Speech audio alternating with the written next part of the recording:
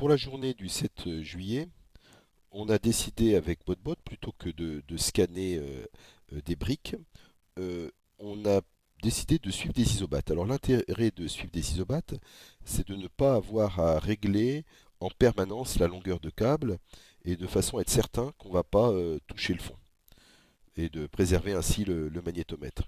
Donc on a pris BotBot avec lequel on a tracté un Zodiac qui lui-même tracté un dépresseur pour bien mettre le magnétomètre dans le fond. Et les isobates sont ici représentés. On a pris une isobate à 20 mètres à la sortie du goulet de Brest. Euh, donc on l'a parcouru dans un sens puis dans l'autre, ce qui nous a pris bon, pas loin de 3 heures. Je vais expliquer comment on a procédé pour tracter le magnétomètre avec BotBot, donc le Zodiac. Alors une des difficultés vient de l'hélice qui est à l'arrière. Donc on effectue une sorte de triangle avec des bouts pour éviter que ça se prenne dans l'hélice. Ensuite, on a mis un dépresseur de la façon suivante. Alors, on a pris un câble, un bout de 10 mètres exactement, pour aller du, de bot jusqu'à un kayak, donc qui lui est relativement bien profilé et qui ne bon, qui va pas couler.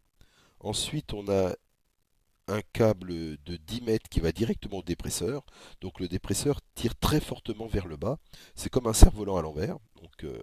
Donc il a tendance à tirer avec d'autant plus fort que le Zodiac avance vite. Et on voit même le kayak qui a tendance à s'enfoncer. Alors ça nous sert, ça nous fait une sorte de point relativement fixe juste à côté du dépresseur qu'on va utiliser pour mettre le magnétomètre. Donc voilà, le magnétomètre, on procède de cette façon-là. On relie, le magnétomètre est relié par un câble qui lui porte relativement peu. La partie mécanique a été séparée de toute la partie mesure. Donc sur BotBot, on a un boîtier électronique euh, qui est directement relié en suivant un peu le câble qui mène au kayak.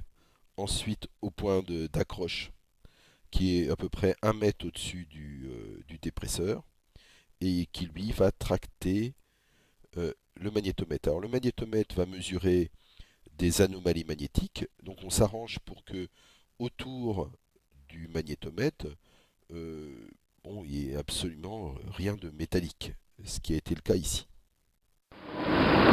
Attendez. Alors,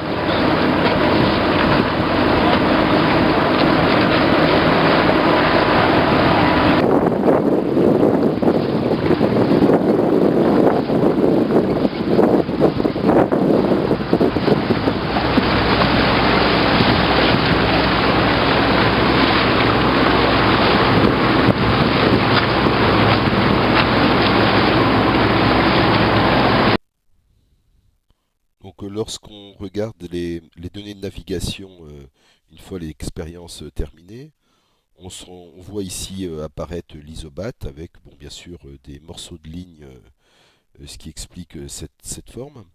Alors lorsque je zoome, on se rend compte que bon, la mer était relativement calme, donc les distances à la ligne sont autour d'1 mètre, alors des fois 2 mètres, ça va dépendre, mais on aurait du mal à obtenir beaucoup mieux, quoique c'est toujours possible en améliorant un peu les lois de commande, ce qu'on n'a pas fait pour l'instant.